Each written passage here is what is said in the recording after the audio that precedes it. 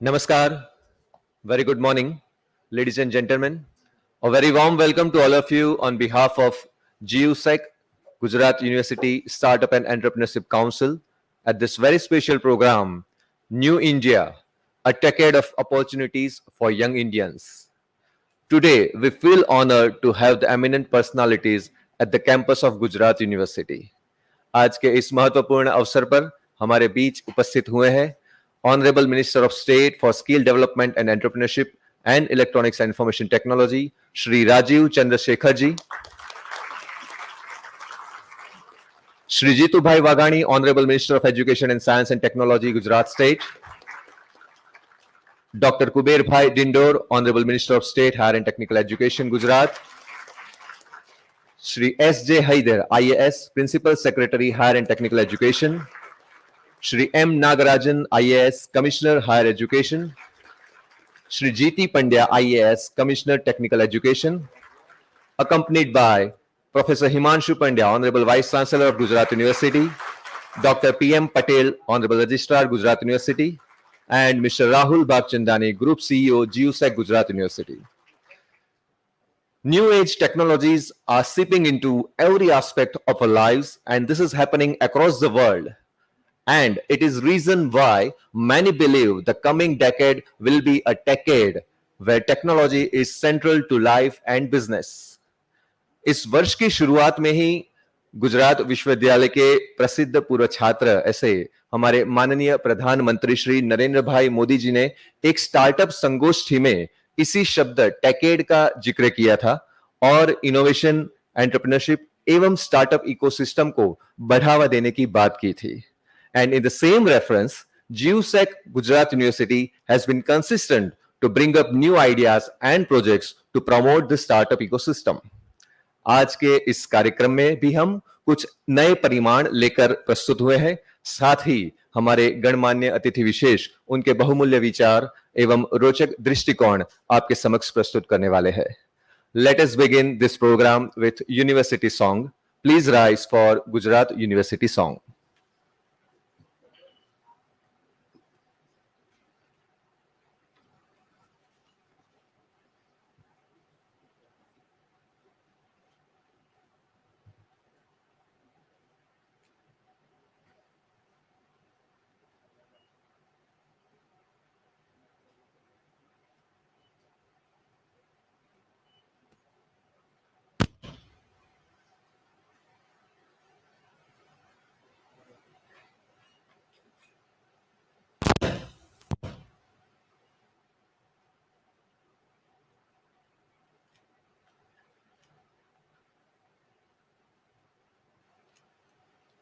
तस्माद् योग सुकौष्ट मंत्र है. योग हम कई पद विस्तृत करेंगे.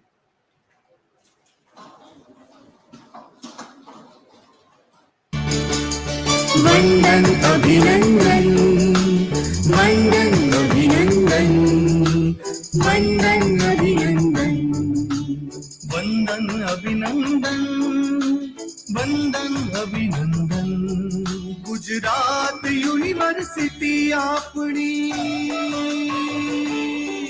गुजरात यूनिवर्सिटी आपणी विद्या तनु तपोवन. वंदन अभिनंदन, वंदन अभिनंदन, वंदन अभिनंदन, वंदन अभिनंदन. राष्ट्र चेतना, कला साधना, खेल भावना विकसे. विश्व मानवी बनी गुजराती, विश्व सकल માં વિલસે. સ્નેહ સંત સહકારની સાથે દેતી તું સંમતિ. સૌના સાથને સંગાતે સૌ સિદ્ધ કરે ઉન્નતિ. પ્રેમ બંધુતા સમાનતાના પલ પલ પ્રસરે સ્પંદન. વંદન અભિનંદન, वंदन अभिनंदन, वंदन अभिनंदन, वंदन अभिनंदन, वंदन अभिनंदन, वंदन अभिनंदन, वंदन अभिनंदन.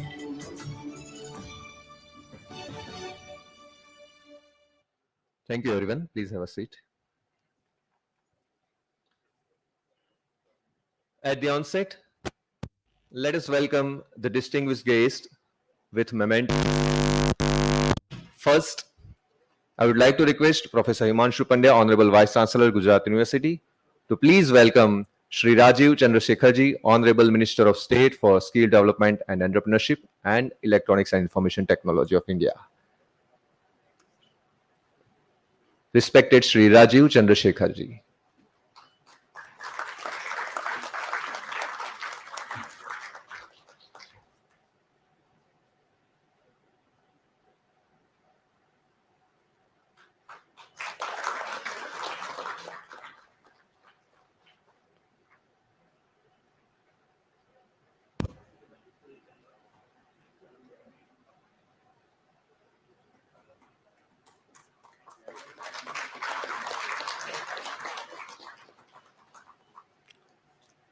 Thank you very much. Now I'd like to request Dr. P.M. Patel, Registrar, Gujarat University, to please welcome Shri Jeetu Bhai Waghani, Honorable Minister of Education and Science and Technology, Gujarat State.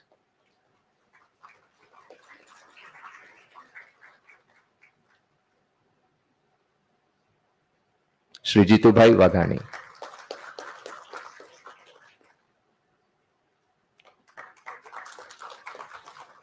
धन्यवाद.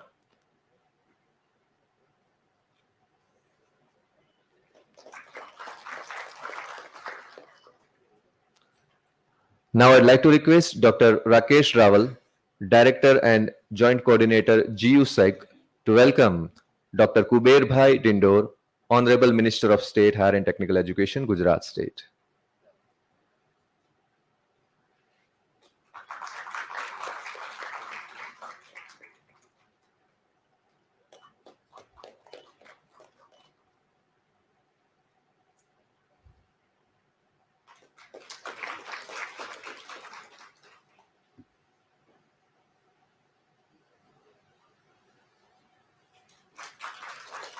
Thank you. Now I would like to request Group CEO, Gujarat University, Mr. Rahul Bhagchandani, to formally welcome Principal Secretary, Higher and Technical Education, Shri S.J. Haider, IAS.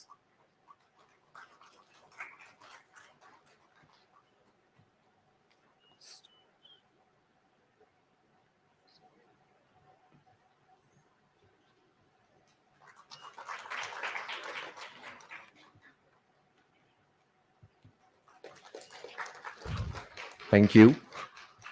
Now I request Mr. Dheeraj Bhojwani, CEO, AIC GUSEC, to welcome Shri M. Nagarajan, IAS, Commissioner, Higher Education.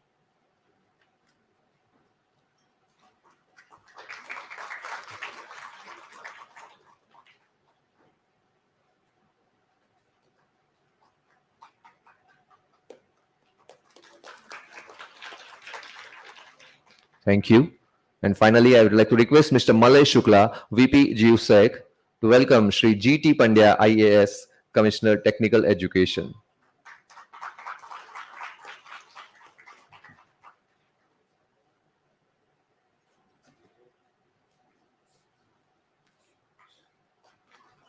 Thank you very much. Gujarat University Startup and Entrepreneurship Council, GUSEC, has been India's leading startup support system with 300 plus supported startups, 21 crore plus revenue, and over 1,800 jobs. GUSEC, since its inception, is accelerating 360-degree with an aim of shaping and nurturing the startup ecosystem in Gujarat. Now I'd like to invite Mr. Rahul Bhagchandani, Group CEO, GUSEC, to give remarks on the efforts of Gujarat University on startups, innovation, and entrepreneurship. Mr. Rahul Bhagchandani.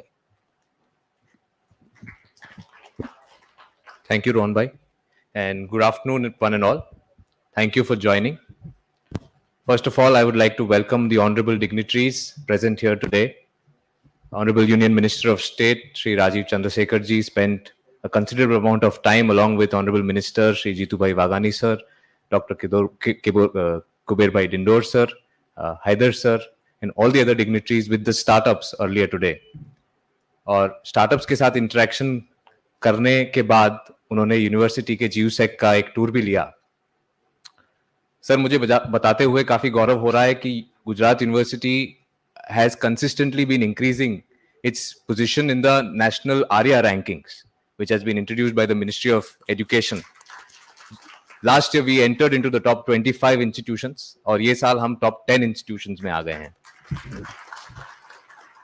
जो numbers Rohan भाई ने बताए उससे थोड़े updated numbers ये financial year में आ गए हैं और हमारे स्टार्टअप्स ने 4,500 जॉब्स क्रिएट किए हैं, 1,800 नहीं. 400 से ज्यादा स्टार्टअप्स हमने सपोर्ट किए हैं सर, और इन लोगों ने लगभग 50 करोड़ जितना रेवेन्यू जनरेट कर लिया है. I also mention to honourable dignitaries कि हमारे स्टार्टअप्स ने 100 करोड़ से ज्यादा का इन्वेस्टमेंट रेज किया है और हर एक रुपया जो सरकार ने स्टार्टअप्स की तरफ एज अ ग्रांट और एज एन इन्वेस्टमेंट दिया है उसके सामने जीयूसेक के स्टार्टअप ने 13 रुपए हर एक रुपए के सामने प्राइवेट कैपिटल से निकाले. Venture capital is one of the most important needs आज के टाइम में हमारे स्टार्टअप्स के लिए, हमारे गुजरात इकोसिस्टम के लिए. तो I am happy that the honourable dignitaries have agreed to launch the Garvi network. Garvi is the Gujarat angel resource and angel investment network. ये एक इंडिपेंडेंट नेटवर्क है जो जीयूसेक फैसिलिटेट करेगा और इस नेटवर्क के थ्रू हमारे यहाँ पे जो इन्वेस्टर्स हैं, गुजरात के लोकल इन्वेस्टर्स, गुजरात यूनिवर्सिटी की एक बहुत बड़ी एलुमनाई है. Sir, we estimate that we have about 10 million alumni, I am sorry, about 100 million alumni in Gujarat university. We have been giving degrees for the last 70 years. And we are tapping into these alumni in order to get more private capital for our startups. We have a very strong pipeline. हर साल हम लोग लगभग 15,000 startups के साथ अलग अलग programmes के द्वारा एंगेज करते हैं और गर्वी नेटवर्क इसको इंश्योर करेगा कि जो जो प्राइवेट कैपिटल रिक्वायर्ड है उससे उसकी ये नेटवर्क पूरी कर सके. हमने एक और चीज देखी है सर कि local investors have capital but they don't know how to deploy it. तो गर्वी नेटवर्क इस पे भी बहुत अग्रेसिवली काम करने वाला है कि इन्वेस्टर्स को ट्रेन किया जाए ताकि वो स्टार्टअप्स में इन्वेस्ट कर सके. So without further ado I would request Rohan भाई to continue the programme. Thank you so much and welcome one and all. Thank you very much, Mr. Rahul, for your opening remarks. Gujarat University has not just achieved excellence in academic endeavors, but also made noticeable strides in research and innovation, establishing initiatives like GUSEC, AIC GUSEC, GUCF, and the peer that began with just an idea but are now turning hundreds of ideas into reality. These landmarks are being achieved under dynamic leadership and able guidance of Professor Himanshu Pandya, Honorable Vice Chancellor, Gujarat University. At this moment, we request you, sir, for the inaugural address. Good afternoon. Believe me, I'm not going to speak more because we have to learn a lot and we have to take inputs of our Honorable Union Minister, Shri Rajeev Chandrasekhar. We are fortunate to have today all the galaxy of education on our dais, and I'm really thankful to Honorable Minister Sri Jitubhai Waghani, Honorable Minister Sri Kubir Bhai Dindor, and Honorable Principal Secretary, Higher and Technical Education, Sri S.J. Haider Sahib. Of course, we have all the support from Mr. Nagarajan and Mr. G.T. Pandya. They are constantly helping us like a backbone to the institution, and we are really thankful to you people from the bottom of our heart. Friends, when it comes to the coordination and network, we are failing. Let me admit this. Our academic ego is so big, our administrative ego is so big, so we hardly coordinate something with our neighbors. If I have a paper which has more than 10 impact factor, I would take pride of that achievement. Nothing is wrong in it. But then I don't talk to my neighbor, the laboratory which is just beside me, the students, those who are working in this laboratory. I'm not aware what they are working, what are their objectives. Being a country, if you really want to lead the world, we have to have that level of understanding that whatever the knowledge we possess, whatever the expertise we have, if we are not sharing that part, it is going to be useless. It is a time where an innovator, a thinker, a philosopher, a designer, an engineer, everybody will sit together and they will design a product. And that will be useful to the society. Looking here and there, even today, reaching to this auditorium, you must be finding so many difficulties and sort of queries. Don't consider it as a difficulty. Consider it as an idea. How to deliver the minimum requirement of the people, that should be the focus of all of us. Those who are working in the laboratories, whether it's a defense laboratory or corporate laboratory, it doesn't matter. Our industry is constantly complaining that our curriculars are not complying their requirements. I have a doubt, and I am never of the opinion that our curricula should match with the industrial requirement. There should be learning. Whatever Honorable Prime Minister says in the National Education Policy, the holistic development of student. What does it mean? You need to learn the concepts of the education, not the curricula. Once you have one concept, now see, it is proven in another way. You all are sitting here, you have wonderful ideas, and you are materializing this idea through the channel like universities and platforms like incubators. But then, once you have idea, you need to work for that. And what is that? If you share your idea with all your colleagues, all your like-minded people, that idea will turn into a prototype and ultimately a product which will solve the issues what the common public is facing. Just few days back, I was giving one example. When you travel some abroad countries, when you travel through some local transport, the floor will automatically come down to climb the bus very easily. It's not a rocket science. It's a need of the time. It's a need of that requirement. We just need to transfer the technology from other country to our country with the local requirement, local innovation. So researching innovation doesn't mean that all the time you are looking for the patent or looking for some excellence. Solving the problem will also help a policymaker to frame a document which will result into something concrete. Otherwise, policies are being framed somewhere else, the executions are happening somewhere else, and meanwhile, the students, those are really starving for some sort of platform, they are not getting equal opportunity to be there. Kind of gestures, what we are doing in the university system, it is really a unique case where we are providing you facilities. Now, government is funding your ideas. They are ready to fund X amount you are looking for. Now, industry is supporting you with the expertise and the technology. So now the ball is in your court. You have to perform, you have to coordinate, you have to network with the others to develop some product, to develop something for the society and the well-being of this human race. We are really lucky that today we have none other than Mr. Rajiv Chandrasekhar, who is an example, marvelous example of a technocrat being a politician and a minister now who is responsible for framing the policy.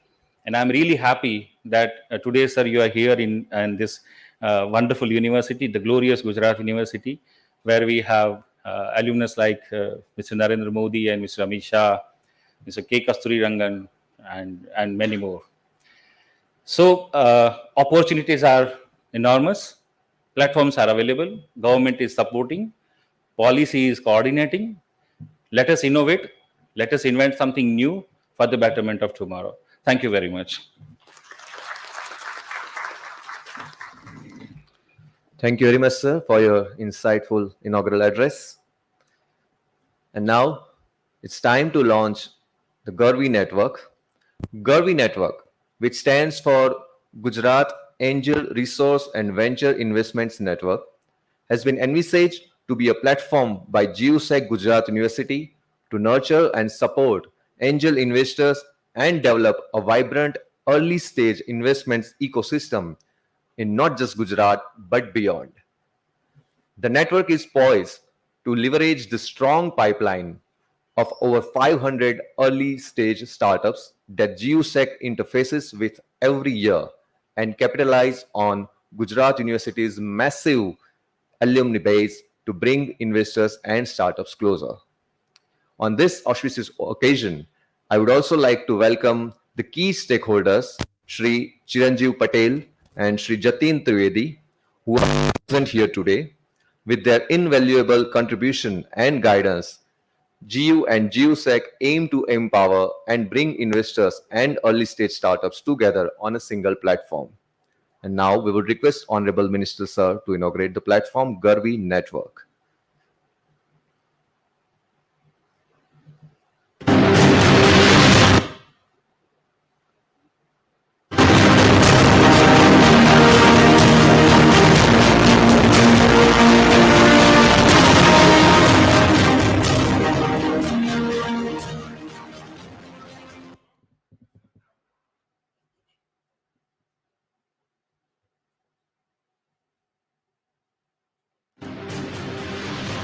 Ladies and gentlemen, Garvi Network platform launch.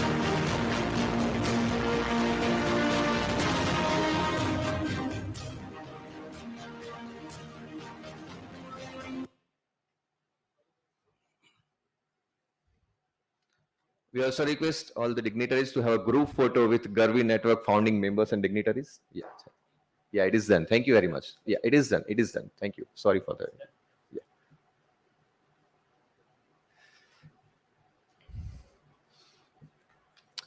We have with us Sri S.J. Haidar, who is a member of the prestigious Indian Administrative Service and has been serving in the government in senior leadership positions for more than 26 years.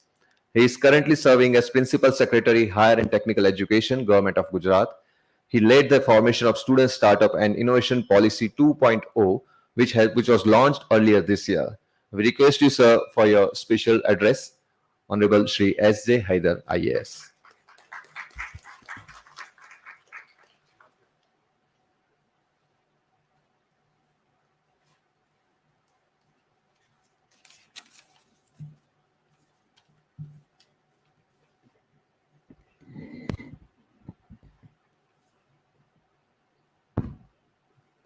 Honorable Minister of State for Skill Development and Entrepreneurship, Electronics and Information Technology, Government of India, respected Shri Rajeev Chandrasekhar ji, Honorable Minister Education, Science and Technology, Government of Gujarat, Shri Jitubai Wagani sahab, Honorable Minister of State, Higher and Technical Education, Government of Gujarat, Dr. Kuber Bhai Dindur, Vice Chancellor of Gujarat University, Shri Himanshu Bhai Pandya, Director of Higher Education, Nagarajan ji, Director of Technical Education, Pandya ji, Rahul ji, Registrar Shri Patel, government officials, academicians, entrepreneurs, students, and members of the distinguished gathering. Good afternoon to all of you. At the outset, I would like to welcome Honorable Minister Shri Rajeev Chandrasekhar ji, who has been gracious enough and kind enough to spare his valuable time, come all the way to Ahmedabad and guide all of us on how to make the most of various schemes, incentives, and opportunities galore that we have available before the youth of the country, so that they could make their presence felt in a dignified way in the making of a new India. I would also like to welcome Honorable Shri Jitubai Wagani sahab, Dr. Kuber Bhai Dindur sahab, all the dignitaries seated on the dais, as well as each and every one of you for having made it convenient to attend this program. Today, of course, we should listen to the inspiring words of honorable ministers, and I, for one, would not like to take much of time. But I was reminded of one expression used by our Honorable Prime Minister Shri Narendra Modi ji, rather an equation. He would say IT plus IT would be equal to IT. So what's that? I don't know how many of you would be knowing that. IT plus IT equals IT. How many of you would be knowing that equation? So Indian talent plus information technology would be India tomorrow. Such has been the vision of our Honorable Prime Minister, Shri Narendra Modi ji, ever since he used to be Honorable Chief Minister of the state of Gujarat. And we have been very fortunate that under his visionary leadership and guidance, the government of Gujarat has come up with a slew of progressive policies, and we take pride in the fact that the state of Gujarat happens to be a policy-driven state. Ours is a very young nation. As all of you would be knowing, 50% of the population would be below 25 years of age. Almost 65% of the population would be below 35 years of age. So we take pride in the fact that ours is a young nation. But I would always hasten to add that this youth energy needs to be harnessed properly. The youth, they need to be groomed. We need to give them the proper platform so that they could contribute meaningfully to the making of New India. We are very happy to tell all of you that following the formulation of the National Education Policy 2020, after a gap of about 34 years, the last policy was in, I think, 1986, we have got down to the business of very scrupulously and in a very tidy fashion implementing the various salient features which have been contemplated under the new National Education Policy of 2020.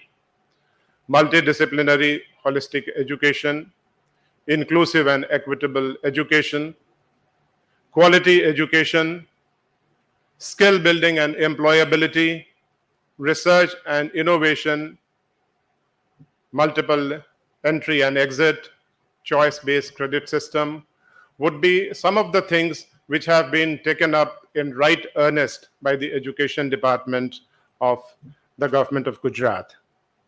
For sure, all of us have realized that this is like the advent of a knowledge-based economy or a knowledge society is not only in the offing, it has already come. And I, for one, was truly inspired by the words of Honorable Minister Shri Rajeev Chandrasekhar ji yesterday.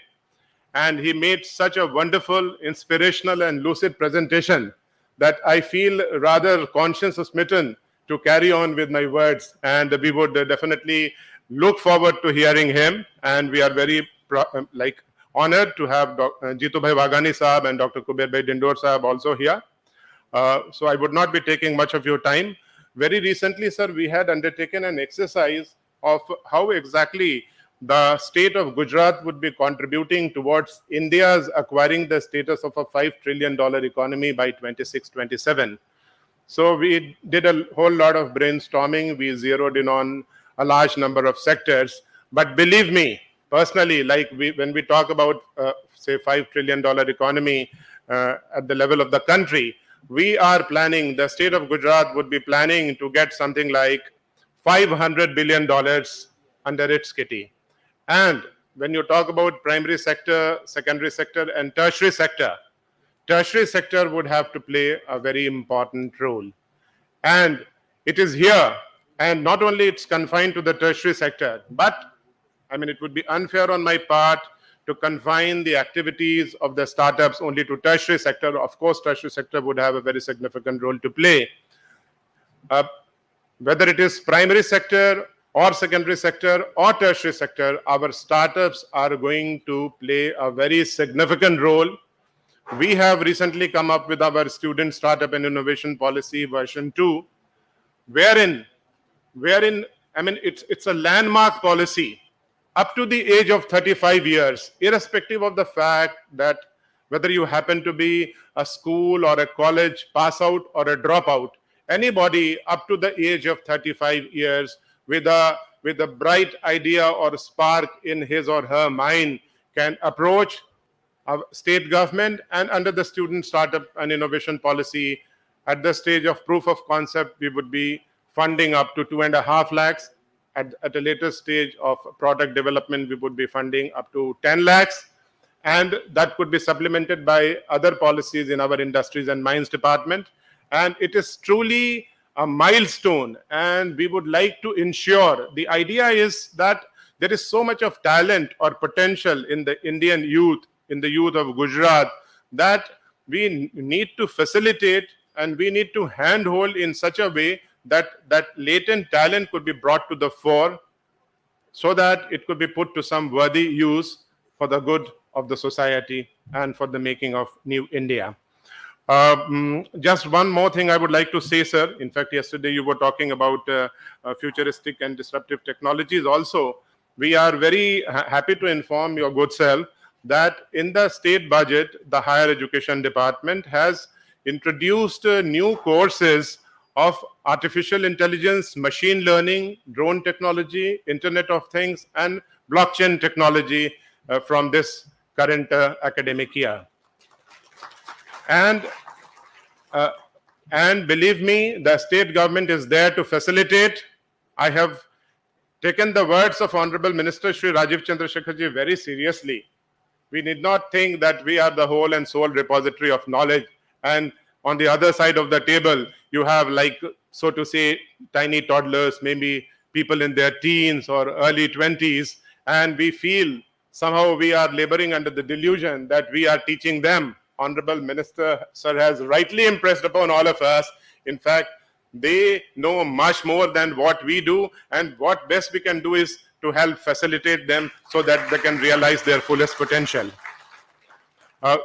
Today, I am pretty sure that the interaction with Honorable Minister and all the dignitaries seated on the dais, and a very lively, vivacious participation from all of you would be an enriching and rewarding experience for all of us. Once again, I thank all of you for having made it convenient to attend this interactive session, which would inspire us to realize our fullest potential towards the making of Atmanirbhar Bharat, Atmanirbhar Gujarat.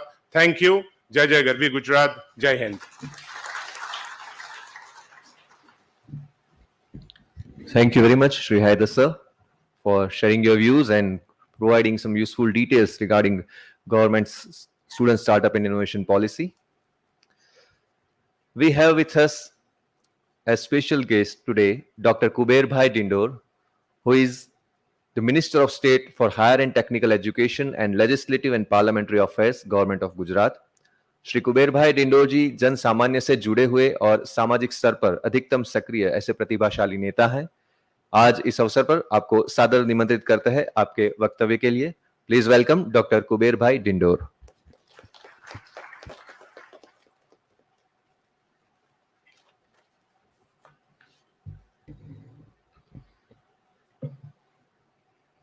સૌને મારા નમસ્કાર। આજના આ કાર્યક્રમમાં new India a techade of opportunity for young Indians આ કાર્યક્રમમાં ઉપસ્થિત જેમને 2 દિવસથી આપણા જીટીયુમાં પણ સરસ આપણા વિદ્યાર્થીઓ સાથે સંવાદ કરીને આપણને માર્ગદર્શન પૂરું પાડ્યું છે એવા આપણા ભારત સરકારના માનનીય મંત્રી શ્રી રાજીવ ચંદ્રશેખરજી, જેઓ skill development and entrepreneurship and electronics and information technology Bharat સરકારના મંત્રી છે, એમનું આપણે સ્વાગત કરીએ છીએ। સાથે ઉપસ્થિત આપણા ગુજરાતના આપણા કેબિનેટ મંત્રી સન્માનીય જીતુભાઈ વાઘાણી સાહેબ, જેમના માર્ગદર્શન હેઠળ આપણે સ્ટુડન્ટ સ્ટાર્ટઅપ ઇનોવેશન પોલિસીનો વિસ્તાર મિત્રો આપણે ચાલુ સાલે વધાર્યો છે, એવા સન્માનીય જીતુભાઈ વાઘાણી સાહેબ। સાથે ઉપસ્થિત આપણા એસ.જે. હૈદર સાહેબ, અગ્ર સચિવ શ્રી ઉચ્ચ અને ટેકનિકલ શિક્ષણ, અને આપણા વિદ્યાર્થી પ્રેમી આપણા વાઇસ ચાન્સલર સન્માનીય પ્રોફેસર હિમાંશુ પંડ્યા સાહેબ, ગુજરાત યુનિવર્સિટી। સાથે ઉપસ્થિત આપણા કમિશનર ઉચ્ચ શિક્ષણ એમ નાગરાજનજી, જીટી પંડ્યાજી આપણા કમિશનર ટેકનિકલ શિક્ષણ। સાથે ઉપસ્થિત આપણા રજિસ્ટ્રાર ડોક્ટર પીએમ પટેલ। સાથે ઉપસ્થિત જે આપણા સ્ટાર્ટઅપના વિદ્યાર્થીઓનું જે સંકલન સમન્વય કરે છે એવા સન્માનીય રાહુલ ભાગ્યતંજાણી ગ્રુપ સીઈઓ અને સાથે ઉપસ્થિત સન્માનિત મંચ ઉપસ્થિત આપણા અન્ય મહાનુભાવો તમારા બધાનું હું પણ સ્વાગત કરું છું. મિત્રો, આ થોડા ટૂંકા સમયમાં આપણે સન્માનીય દેશના વડાપ્રધાન મોદી સાહેબ જ્યારે આત્મનિર્ભર ભારત, આત્મનિર્ભર યુવાન આ શબ્દો આપણે ટૂંકા સમય મિત્રો આપણે સાંભળવા મળ્યા. આમ તો આપણો દેશ ટેકનોલોજી અને સંશોધન ક્ષેત્રે પ્રગતિની હરણફાળ ભરી રહ્યો છે. સમગ્ર વિશ્વમાં ટેકનોલોજીના આદાન પ્રદાનમાં આપણો ભારત ત્રીજા ક્રમનું સ્થાન ધરાવે છે અને વિશ્વના દેશો ભારતની આ જે ટેકનોલોજી ક્ષેત્રે જે આપણી જે રોકાણ કરવા આપણો દેશ મિત્રો ઉત્સુક છે. આજ એ સમય છે, આ વર્તમાન સમય. આજનો યુવાન એ માટે તલપાપડ છે જે વિજ્ઞાન અને ટેકનોલોજીની મદદથી સમાજને મદદરૂપ થવા માટે ઇનોવેટિવ આઈડિયાથી સમસ્યાઓનો ઉકેલ લાવી શકે છે. સાથે સાથે આપણી દરેક વ્યક્તિ અને ખાસ કરીને વિદ્યાર્થીઓ ઈચ્છે છે વર્તમાન પરિપ્રેક્ષમાં કે સારી કમાણીવાળી નોકરી કે કારકિર્દી મળે. એ દરેક યુવાનની ઈચ્છા, અપેક્ષા, આશા હોય છે. પણ ગુજરાતીઓ બિઝનેસ સેન્સ માટે જાણીતા છે. વળી રાજ્યનો માહોલ પણ આ માટે અનુકૂળ છે. એટલે વિદ્યાર્થીઓ નોકરી વાંચુક નહીં પણ નોકરીદાતા બને તેવો રાજ્ય સરકારનો અને આપણા સન્માનિત આપણા ભારત સરકારના આપણા મંત્રીશ્રીનો એક અભિગમ છે. સન્માન્ય દેશના વડાપ્રધાનનો પણ અભિગમ છે કે આપણો યુવાન નોકરી મેળવે નહીં પણ નોકરીદાતા બને. એ દિશામાં મિત્રો આપણે આગળ વધીએ. વિદ્યાર્થી સ્નાતકનો અભ્યાસ કરતો હોય છે ત્યારે તેનામાં અભ્યાસ સિવાય અન્ય કોઈ જવાબદારી હોતી નથી. અભ્યાસની સાથે સાથે સ્ટાર્ટઅપ શરૂ કરવા જેવું ઉત્તમ બીજું કોઈ એના માટે ઉત્તમ આ એક તક છે. અભ્યાસની સાથે સાથે સ્ટાર્ટઅપ કે ઇનોવેશન કામગીરી કરવાથી એને લાભ થાય છે અને સફળ થાય તો પોતાનો બિઝનેસ શરૂ કરવો જ, અને એ સફળ ન થાય તો આ અનુભવ એને અન્ય કંપનીઓ અને અન્ય સ્ટાર્ટઅપને ખૂબ ઉપયોગી બનશે. ભવિષ્યમાં નવું સ્ટાર્ટઅપ શરૂ કરવાનું થાય ત્યારે પણ આ અનુભવ એને કામ લાગશે. આજના જમાનામાં સ્ટાર્ટઅપમાં સફળ ન થવું એ લાંછન નથી, પરંતુ મોટી કંપનીઓ માટે આ સ્ટાર્ટઅપ ફાઉન્ડર્સ અન્ય સ્નાતકો મેનેજમેન્ટ માટે આ ગ્રેજ્યુએટની સરખામણીએ વધારે ઉપયોગી પુરવાર થાય એવું છે. સ્ટાર્ટઅપ ફાઉન્ડર્સની સાથે કામ કરનાર વિદ્યાર્થીઓને પણ જે અનુભવ મળે તે ખૂબ મહત્વનો છે. નોકરી શોધવાનો વખત આવે તો પણ પ્રતિસ્પર્ધીઓ કરતા આ વિદ્યાર્થીઓનો હાથ મિત્રો ઊંચો રહેતો હોય છે. આજે મને કહેતા બાબતનો આનંદ છે કે આપણી કેન્દ્ર સરકાર પણ ન્યૂ એજ્યુકેશન પોલિસી 2020માં ઘણી વ્યવસ્થા કરી આપી છે. અગાઉ એવું હતું કે આપણે ફરજિયાત 3 વર્ષ ભણવું પડતું હતું. સ્નાતક બનવા માટે એનઈપીમાં 1 વર્ષમાં સર્ટિફિકેટ, 2 વર્ષમાં એડવાન્સ ડિપ્લોમા, 3 વર્ષમાં લાયસન્સ કે ગ્રેજ્યુએશન અને 4 વર્ષમાં લાયસન્સ અથવા ઓનર્સ કરી શકો છો. આવા ઘણા ઇન્ડસ્ટ્રીને અનુરૂપ ગુજરાત યુનિવર્સિટીએ પણ ઘણા કોર્સ મિત્રો શરૂ કર્યા છે. ગુજરાત યુનિવર્સિટીનું સ્ટાર્ટઅપ ઇન્ક્યુબેટર જુસેક દ્વારા ખૂબ જ સરાહનીય કામગીરી થઈ રહી છે. એના આપ બધા તાજના સાક્ષી છો. 400થી પણ વધુ સ્ટાર્ટઅપને મદદ પૂરી પાડવી રાજ્ય તેમજ કેન્દ્ર સરકારની વિવિધ સ્કીમને આ સ્ટાર્ટઅપ સાથે જોડીને સ્ટાર્ટઅપ સુધી પહોંચાડવામાં આવી રહી છે. જુસેકના સ્ટાર્ટઅપ દ્વારા 4000થી વધુ નોકરીઓનું સર્જન કરવામાં આવ્યું છે. મિત્રો, આજના દિવસે ઉપસ્થિત સૌ વિદ્યાર્થીઓને જણાવીશ કે રાજ્ય સરકારની સ્ટાર્ટઅપ પોલિસીનો વધુને વધુ લાભ લઈ સાચા અર્થમાં ન્યૂ ઇન્ડિયાના સપનાને સાકાર કરવાનો પોતાનો અમૂલ્ય ફાળો આ બધા આપશો. સાથે હું આશા રાખું છું કે ગુજરાત યુનિવર્સિટી રાજ્ય સરકારની સ્ટાર્ટઅપ પોલિસીનો અસરકારક અમલ કરવા બાબતે પોતાનું યોગદાન આપશે. પર સન્માન્ય આપણા પંડ્યા સાહેબના નેતૃત્વમાં, એમના પૂરા સ્ટાફના નેતૃત્વમાં, આપણા બધાના સંયુક્ત પ્રયાસથી આપણે મિત્રો એનો અસરકારક અમલ થાય એના માટે પ્રયાસ કરીશું. વિદ્યાર્થીઓએ આજનું નહીં, આવતીકાલનું નહીં પણ આજનું જ આ દેશનું ભવિષ્ય છે. તમે એવું કહેશો કે તમારી ઇનોવેટિવ કામગીરીથી આપણે બધા જ આપણો પરિવાર છે, આપણું કુટુંબ છે, આપણું ગામ છે, આપણી સંસ્થા કે આપણો દેશ આપણા બધાના પર ગર્વ કરી શકે. આ તબક્કે જે કે મિત્રો આ નવું ઇનોવેશન કરી રહ્યા છે અને કરે છે એમને મારા તરફથી પણ ઢેર સારી શુભકામના પાઠવું છું. અને રાજ્ય સરકાર અને કેન્દ્ર સરકાર આ નવા ઇનોવેશન કરતા વિદ્યાર્થીઓ માટે એને સપોર્ટ કરવા માટે સદાય તત્પર છે. આ તબક્કે પુનઃ આ સર્વેનો આભાર. નમસ્કાર.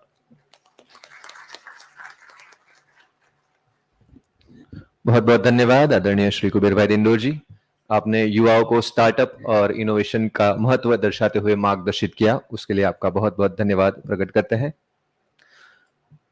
Today's guest of honor is Shri Jitu Bhai Wagani, who is a member of the Legislative Assembly representing Bhavnagar West in the Gujarat Legislative Assembly and Minister for Education as well as Science and Technology of Gujarat.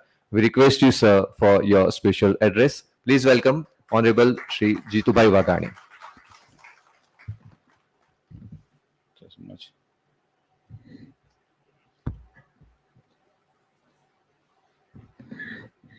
રવિવારનો દિવસ છે, તમને બોલાવ્યા છે એટલે મારા બહુ વધારે વખાણ કરી પહેલા કીધું આવી જાવ.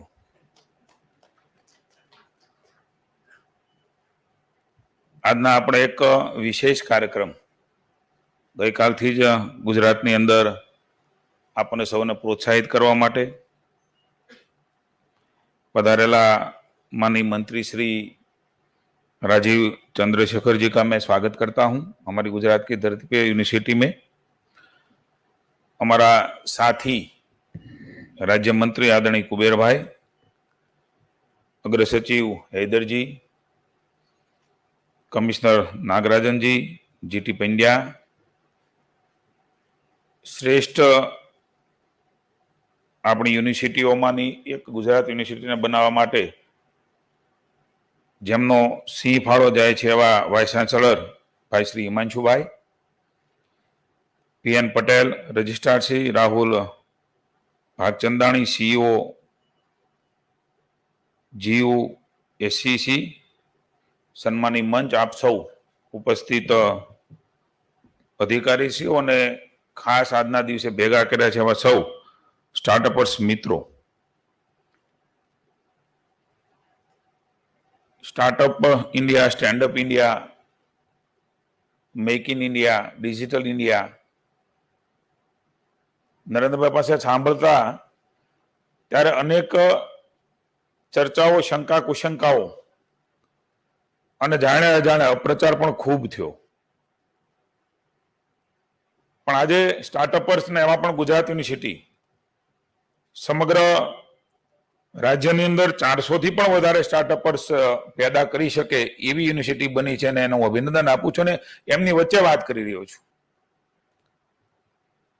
ત્યારે નરેન્દ્રભાઈ બોલેલી વાત એ માત્ર સપના નથી, આજે હકીકત એ ન માત્ર ગુજરાતમાં દેશમાં ને દુનિયા જોવે એ પ્રકારે આપ સૌના માધ્યમથી થઈ છે। આપનું અભિનંદન આપું છું કે આપે એના માટે કંઈક વિશેષ પ્રયાસો કર્યા છે। આપની અંદર જે ટેલેન્ટ છે, ઇનોવેશન છે, सरकारी व्यवस्थाओं मदद गुजरात यूनिवर्सिटी पण एमां इनिशिएटिव लईने आपणा युवानो, आपणो स्टुडंट ए मात्र आपणे वातो नथी करता जे आवतीकालनुं भारत छे एम ए खूब प्लानिंग साथे गुजरात यूनिवर्सिटी ए आगळ वधीने आना परिणाम स्वरूप आपणे राज्यमां ने देशमां पण अग्रेसर रह्या छे। ये तो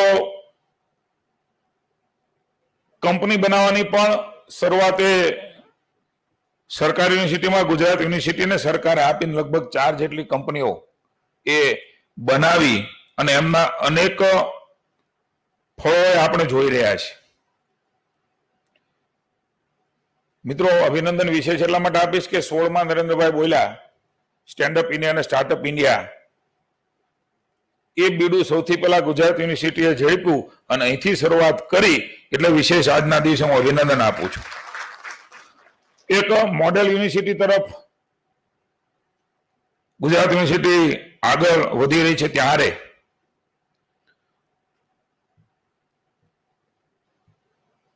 મિત્રો આપણે સૌ યુનિકોર્નની વાત કરીએ છીએ, પણ 100 જેટલા યુનિકોર્ન ને લગભગ 200 જેટલા યુનિકોર્ન જે 100 કરોડ थी पण वधारे ए स्टार्टअपर्स तरीके कंपनी बनावीने काम करी रह्या छे। आ कल्पना पण आपणे करी शकता था पहला के आपणाथी आ बधुं शक्य बनशे। 100 करोड़ यूनिकॉर्न 100 लोकोने 100 करोड़ थी वधारे वर्थ होय एवा 100 यूनिकॉर्न अने आवता वर्षे 200। मित्रों, आ एक आपणी खूब मोटी सिद्धि छे अने हवे तो आपणे बहु मोटा फलक उपर આપણે આ સ્ટાર્ટઅપ પોલિસીને સમગ્ર દેશમાં હમણાં જ આપણે હૈદરજી અને કુબેરભાઈ અને આપણે હિમાંશુભાઈ પણ ખૂબ ડીપલી આપણે બધાને સિંક્રોનાઇઝ કરીને વાત કરી છે, એટલે એમાં હું ઊંડાણપૂર્વક વાત નહીં કરું. પણ મને આનંદ છે કે કોઈ કલ્પના કરી શકે કે આપણે ભણી લીધા પછી પણ કોઈ યુવાનને આઈડિયા આવે તો એમના માટે 2.5 લાખ રૂપિયા એ સરકાર મદદ કરે, તો હું કહીશ કે હા, એ ગુજરાત સરકારે આદરણીય ભૂપેન્દ્રભાઈના નેતૃત્વમાં નરેન્દ્રભાઈના માર્ગદર્શન નીચે ભૂલી ગયા હોય આપણે ભણવાનું, તે પછી 35 વર્ષ સુધીનો યુવાન કે યુવતી એમને કોઈ આઈડિયા આવે તેના પ્રયોગ માટે પણ 2.5 લાખ સુધીની મદદ હું આયોગમાં પણ અહીંયા બધા બેઠેલા છે અધિકારીઓને અભિનંદન આપું છું કે નરેન્દ્રભાઈએ તો બહુ પહેલા વિચાર્યું આયોગ બનાવીને, બહુ પહેલા, હજી તો ક્યાંય ભારત હતું એ પેલા આયોગ બનાવ્યું ને આજે પણ ચિંતા કરે છે મળીએ ત્યારે. અને આપણે, મને આનંદ છે આ બધાની વચ્ચે કહેતા, કારણ કે સ્ટાર્ટઅપર્સ બેઠા છો, ઇનોવેટિવ આઈડિયા લઈને ભલે પોતાનું કામ તો હશે, પણ હું માનું છું કે ભારતના ઘડતરમાં તમારો ખૂબ મોટો એ સિંહ ફાળો થવાનો છે ને ઇતિહાસમાં નામ લખાશે ને તો અહીં સ્ટાર્ટઅપર્સ બેઠેલા છે અને જે નથી અહીંયા હાજર એના લખાવાના છે. એક એવડું મોટું હબ બનાવવા જઈ રહ્યા છે જે દેશ અને દુનિયાના લોકો અહીંયા જોવા આવે. મને એમ છે આપ તો આયોગમાં ગયા જશો ને, એનું એવું જ સેમ પેટર્ન ઉપર અહીંયા આપણે પણ બહુ સુંદર મજાની વ્યવસ્થાઓ સરકાર દ્વારા હિમાંશુભાઈના નેતૃત્વમાં અહીંયા થઈ રહી છે. એક આખું બિલ્ડિંગ બનાવીને પણ મને અહીંયા કહ્યું કે आत्मनिर्भर यूनिवर्सिटी बनी रही है, 4 करोड़ रुपए सर उसमें उसको आमदनी मिलती है, 4 करोड़. आ एक दिशा है, संकलित કરીને એકાગ્રત કરીને તમામ લોકોને, હિમાંશુભાઈ એમની વાતમાં ઘણી બધી વાત આપણે કરી છે. ઇન્ડસ્ટ્રીયાલિસ્ટો એ મેન્ટર તરીકે આવે, એમને શું જરૂર છે એમની વાત કરે, આપણા આઈડિયા શું છે, આપણા પ્રયોગો કઈ દિશામાં જવા જોઈએ, તો બધું ભેગું થઈને, એટલે સમય અને શક્તિ પણ આપણી ન બગડે ને જરૂરિયાત પ્રમાણે. અને મિત્રો માનીને ચાલજો, તમે જે કરી રહ્યા છો ને એમની જરૂર છે, અત્યારે દુનિયાને ભારતની જરૂર પડશે એવડું મોટું માર્કેટ અને એવડી મોટી શક્તિ નરેન્દ્રભાઈ અમિતભાઈના નેતૃત્વમાં આપણે ઊભી કરી છે કે ભારત વગર એ શક્ય નથી. હું તમને કહું છું કે આવનારો સમય અને ભારત એ સ્ટાર્ટઅપ્સ વગર શક્ય નથી, કારણ કે હવે બધાને જરૂરિયાત છે કે ઓછા ખર્ચે એમનો ખર્ચ થાય અને જરૂરિયાતો સંતોષાય. એ પ્રકારની વ્યવસ્થાઓની માંગ એ મિત્રો માની ચાલજો ઊભી થઈ રહી છે અને ભવિષ્યમાં એ પ્રકારે સ્પર્ધામાં આગળ વધવું પડશે અને એમાં આપ સૌ ખૂબ મોટો રોલ એ ભજવી રહ્યા છો અને ભજવવાના છો. ત્યારે આ આપણું કેમ્પસ એ અલગ પ્રકારનું કેમ્પસ બની રહ્યું છે. ત્યારે માની નરેન્દ્રભાઈનો નારો કોઈને નારો લાગતો છે, પણ હું તો એમ કહીશ કે જન આંદોલન બની ગયું છે. આંદોલન સ્વરૂપે યુવાનોએ ઉપાડી લીધું છે. આવતીકાલનું ભારત અમારી સામે જોઈ રહ્યો છું, અહીંયા નથી એવા લોકોને જોઈ રહ્યો છું. મારી એક વિનંતી પણ આપ સૌને છે, આપની પાસે જે છે એ કોઈને વહેંચજો પણ ખરા, કારણ કે જ્ઞાન આપવાથી જ્ઞાન વધતું હોય છે. ભલે આપણે પેટર્ન રાઇટ વગેરે આપણે કરીએ, એ આપણી જરૂરિયાતો છે, પણ કોઈ નવું કરે તો એમને પણ મોટિવેટ કરીને એમને પણ આગળ લઈ જવા માટે જો આપણે કંઈક કરીશું તો મને પૂરો ભરોસો છે, ઈશ્વર ઉપર ભરોસો રાખજો, એ તમે કોઈને કંઈક કર્યું છે તો તમે પણ 10 કદમ આગળ આપોઆપ જશો. એટલે એક નવા આઈડિયા, નવા થોટ, નવું ઇનોવેશન, નવું ભારત, એક ભારત, શ્રેષ્ઠ ભારત, આ વાતો હતી, પણ આજે વાસ્તવિક સ્વરૂપમાં નરેન્દ્રભાઈના નેતૃત્વમાં, રાજ્યમાં ભૂપેન્દ્રભાઈના નેતૃત્વમાં અને તમામ આમાં કામ કરતા સૌ અધિકારીશ્રીઓ, વડાઓ, ગુરુજનો, એમનો પણ રોલ ઓછો નથી. ભલે પોતાની સર્વિસ કે નોકરીના સંદર્ભે કામ કરતા હશે, પણ એમનો પણ એક નવા ભારતની કલ્પનામાં ખૂબ મોટો રોલ. એમાં ગુજરાત એ નરેન્દ્રભાઈ જે યુનિવર્સિટીમાં ભણ્યા હોય, અમિતભાઈ જે યુનિવર્સિટીમાં ભણ્યા હોય, મિત્રો આપણા માટે ગૌરવની વાત છે કે યુનિવર્સિટીની અંદર સ્ટાર્ટઅપર્સ તરીકે આપણે સૌ અહીંયા કામ કરી રહ્યા છીએ અને નવા વિદ્યાર્થીઓ, નવા આઈડિયા સાથે. અહીંથી હૈદરજીએ વાત કરી એમ અનેક પ્રોફેશનલ કોર્સિસ કે મિત્રો આ વર્ષે આપણે જોડ્યા છે. ક્યાંય પણ આપણો યુવાન, આપણો વિદ્યાર્થી, આપણી યુથ એ પાછળ ન રહે એમના માટે ગુજરાત સરકાર એ તમામ રીતે પ્રયાસ કરી રહી છે. ત્યારે આપણે બધાએ, ચંદ્રશેખરજી હજી પણ પીડીયુમાં જવાના છે, ગઈકાલે જીટીયુમાં હતા, આપની સાથે પણ તેઓ વાર્તાલાપ કરવાના છે, કારણ કે તમે તો સોલ્યુશન કરીને લાવીને અહીંયા બેઠા છો, પણ હજી પણ મનમાં કઈ પ્રશ્ન હોય તો એનું સમાધાન પણ, કારણ કે નિરંતર છે, એ ક્યાંય અટકવાનું નથી ને એમાં તમે જે સ્ટાર્ટઅપર્સ છો એમના વિચારો તો ક્યારેય અટકી જ ન શકે. એમના પણ સોલ્યુશનો આપ પણ શોધો, આપણી વ્યવસ્થાઓમાંથી પણ આપણને મળે, મદદ પણ ગવર્મેન્ટની આપણા માટે તૈયાર છે. મિત્રો, તમામ રીતે આપણે ખૂબ ઓપનનેસતાથી સ્ટુડન્ટ સ્ટાર્ટઅપ પોલિસી 2.0 મૂકી છે. ત્યારે મને પૂરો વિશ્વાસ છે, અહીંથી મેં હિમાંશુભાઈને કીધું છે ઈદરજી કે 400 એ ગુજરાત યુનિવર્સિટીમાં ન ચાલે. આ વર્ષે જ અમારી અપેક્ષા છે કે 2500 સ્ટાર્ટઅપર્સ એ ગુજરાત યુનિવર્સિટી ઉભા કરે. એમાં આપણા પણ સહયોગની જરૂર છે. હિમાંશુભાઈ, આ પાડો છો ને? રાજ્ય સરકાર તરફથી તમામ સંપૂર્ણ છે. કેમ આપણે મોડેલ યુનિવર્સિટી બનવા જઈ રહી છે, ત્યારે બની ગઈ છે, ત્યારે 2500 સ્ટાર્ટઅપર્સ, એમાં ગવર્મેન્ટની જ્યાં જેવી જરૂર પડશે, મિત્રો, ગુજરાત યુનિવર્સિટીની સાથે એ આપણું ગવર્મેન્ટ એ ઊભી છે. પણ આપણે એક મોડેલ યુનિવર્સિટી બનાવીને સમગ્ર દેશની અંદર એક નવી દિશા આપીએ અને આપ સૌનો પણ એમાં સહકાર પૂરેપૂરો મળે રહે. તમે જોયેલા સપનાઓ, તમે જોયેલું તમારું ભાવિશ્વ એ પૂરું થાય અને ભારતના આપણા કોન્ટ્રીબ્યુશન, ભારતના ઘડતરની અંદર આપ સૌનું કોન્ટ્રીબ્યુશન એ મહત્વનું બની રહેવાનું છે, કારણ કે તમે બીજાથી કંઈક ઊંચાઈ વાળા લોકો છો. તમે સામાન્ય નથી. અસામાન્ય યુવાનોને સ્ટાર્ટઅપ્સની વચ્ચે અમે બેઠા છીએ. ત્યારે આવો સૌ સાથે મળીને આપણા આઈડિયાઝ એ વધારેમાં વધારે આગળ લઈ જઈએ. આપણા થોટ્સ, આપણું ઇનોવેશન એમને પણ દેશ અને દુનિયામાં પ્રસ્તુત કરવા માટેની શક્તિ ईश्वर आप सौ ने आपे.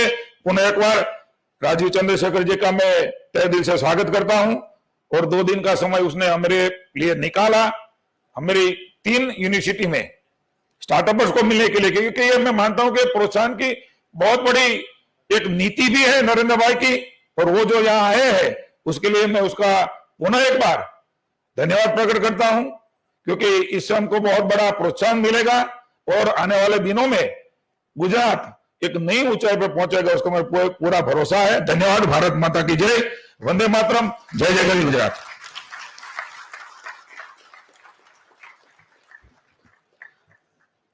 बहुत बहुत धन्यवाद आदरणीय वाघाणी सर जी. आपने विद्यार्थी समुदाय एवं युवाओं को व्यक्तित्व निर्माण से लेकर राष्ट्र निर्माण तक की बहुमूल्य सोच की प्रस्तुति की और सबको प्रोत्साहित किया. आपका फिर से जीवसेक और गुजरात यूनिवर्सिटी तहे दिल से आभार प्रकट करता है. Ladies and gentlemen, today's chief guest, Shri Rajeev Chandrasekhar ji, is the Union Minister of State in the Ministry of Electronics and Information Technology and Skill Development and Entrepreneurship. He has been in public service since last 16 years.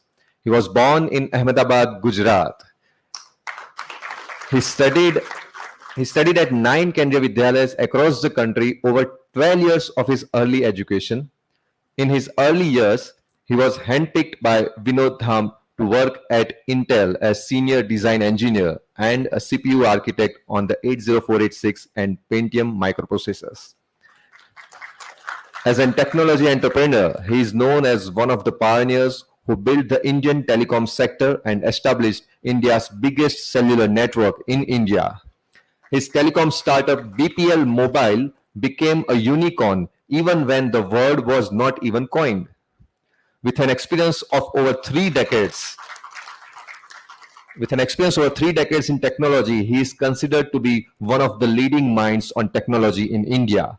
As a minister, he has been advocating and leading the Digital India program launched by Honorable Prime Minister in 2005. The Minister Sir is also working towards taking forward vision of Prime Minister Narendra Modi on making India a global hub for ESDM, Electronic System Design and Manufacturing, especially through the newly launched India Semicon mission. The Honorable Minister Sir is working towards implementing Honorable Prime Minister's directions of designing a new approach to Skill India 2.0 to build on the gains of Skill India 1.0 and to transform India into a global skills hub. So now we will have a special lecture and presentation by Shri Rajeev Chandrasekhar ji. Let's welcome with a huge round of applause.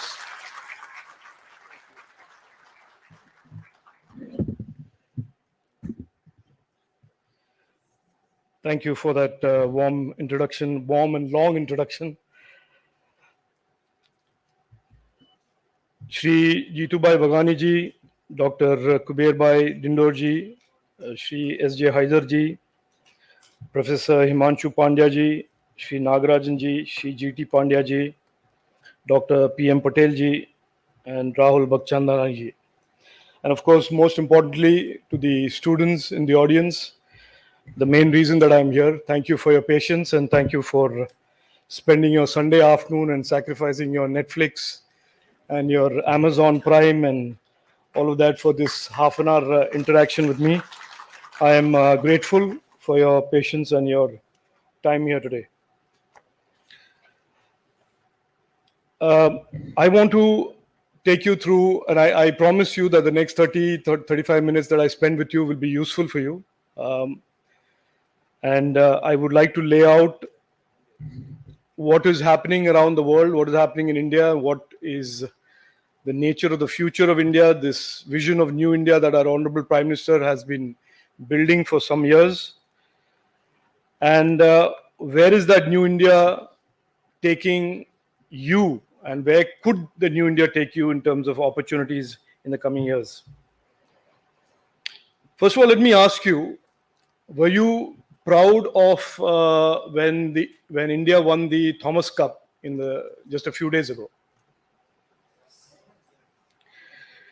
Do you know that Lakshya Sen and Shrikant Chidambi, these two youngsters who sort of anchored that victory, are both very, very young and are probably as young as most of you here are? Were you aware of that? Okay. Now, imagine that scenario of being global champions in an area that we have never been good at, or we've been good at, but we've never been champions. Imagine that and extrapolate that into the technology and the digital world. And imagine hundreds and thousands and tens of thousands of champions over the next coming decade that are going to create innovation, lead the world in areas of innovation, and really set a high bar in terms of what they can do individually, but can collectively raise the profile and leadership of India in the space of technology. Just imagine that as you think of that Amazon Prime movie that you're not watching. Just imagine that in your mind. Let me it's not unusual, I'm a politician, we like to talk about ourselves quite a bit. So let me just take you through a little bit of my background. And I don't do this to in a sense, intimidate you or do anything with that, or in a sense of immodesty. I just want to tell you that a few decades ago, I too was a student. I too had very little in terms of connections and or any pedigree. And I too sat in audiences like this and listened to many, many leaders come and speak to us. But that did lead to a trajectory. I was born, as the Honorable Minister said, and a couple of my other colleagues said, in Ahmedabad in 1964, which makes me reasonably old compared to all of you.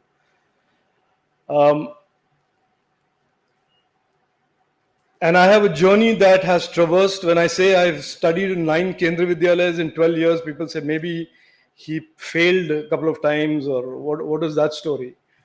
But it is just that I did spend 12 years, and I spent this in all across the country. My father was an Air Force officer, and therefore this journey in a lot of ways characterizes me as a person. When somebody asks me a question, "Aap kahan se hain? Aap कहाँ के हैं और आपका means community क्या है, cast क्या है?" मेरे लिए बहुत कंफ्यूजन है, क्योंकि मैं जन्मा हूँ अहमदाबाद में, I am born in Ahmedabad, but my family is मूल रूप से केरल से. I consider Karnataka my home, I consider Maharashtra my कर्म भूमि.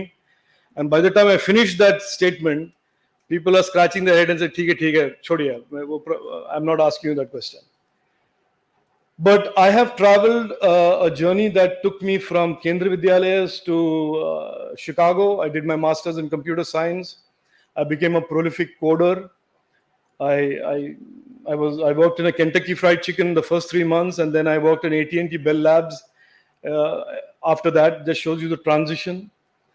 I was chosen into Intel despite having my first job offer from Microsoft. And I was privileged enough to work on two very defining microprocessors at that time, the 486 and the Pentium. And the Pentium, of course, went on to become a legendary processor because it set the basis for a whole series and family of processors from Intel after that. I came back to India at the age of 26, 27, and decided I wanted to take on the challenge of building a cellular network. I knew nothing about cellular, and built the biggest cellular network at that stage. And I say this to tell you, and I want to impress upon you the contrast between when we set out on entrepreneurship vis-a-vis what the world is today and what the opportunities are for you today. For us, it was, and I'm not trying to become a hero, and I'm not trying to impress you on a Sunday afternoon with the old stories that old people tell you about how many miles they walk to the school, and wo sab nahi bolunga main aaj. Like, but I want to tell you that entrepreneurship was a difficult, gritty, tough thing for Indian youth in general, because it was really an exception rather than the rule. People looked at entrepreneurship as something very hatke. Naukri jobs were more the default route, and entrepreneurship was a very different route. I just want to leave that thought with you. I entered public life in 2006, not knowing whether I would like it, whether I would enjoy it. But 2006, and now I'm in 2022. I have loved every minute of it. I have contributed, I believe. And in 2021, on 7th of July, the Honorable Prime Minister gave me this opportunity to serve as the Minister in IT and Electronics, which is, of course, something that I've spent a lot of time in. But more importantly, and more importantly for me at least, the area of skilling and entrepreneurship. Now, that is just a quick background about me, just so that you're familiar with the person speaking to you today. This slide or this point is an important point for you to understand it, and it, in a sense, tells you, जो मैं कह रहा था कि pre-2014, pre-2000, before that, entrepreneurship was a very difficult journey. It was not a journey that was very easy, and it had tremendous amount of pitfalls. And even there, the people who succeeded were people who had some connections, who had a family pedigree, etc., etc. और 2022 में 2022 में अगर हम देखें, if you look at ourselves as individuals, yourselves as students, if you look at the country as a whole, we are at a tremendous inflection point. We are a country that today we are celebrating, today as in not today, but this year, we celebrate 75 years as an independent nation. We celebrate 8 years since this journey towards a new India was started by Prime Minister Narendra Modi ji in 2014. We are celebrating 2 years of the national education policy this year. We are also celebrating the defeat or the victory or the response, the resilient response of all of us, India and Indians, over this pandemic that was exported to the world from areas unknown. As we celebrate this, we also look at the next 25 years. Me less, you more. You are all 18, 19, 20, 21, 22, 23, and therefore you are heavily invested in what the runway of the next 25 years looks like, what the framework, what the environment, what the narrative, what the roadmap for the next 25 years looks like. And today I am here to tell you, and I will lay out 3 broad points for your consideration about, and I'm making the one point to you that it has never been a more opportune moment, and it has never been a moment in the history of India where there has been more opportunities to succeed than today for young Indians. And I will make three broad points to communicate that to you. Number one, about what was India and what is India. So that is one thing I want to share with you. I want to share with you COVID and how, as a nation, even when today our neighbor to the north, our major superpower in the West, the US, grapples with the consequences of either COVID vaccine delivery or a fourth wave of the pandemic. We are a nation today that is the fastest growing major economy in the world, having delivered 200 crore vaccination shots in a totally voluntary manner.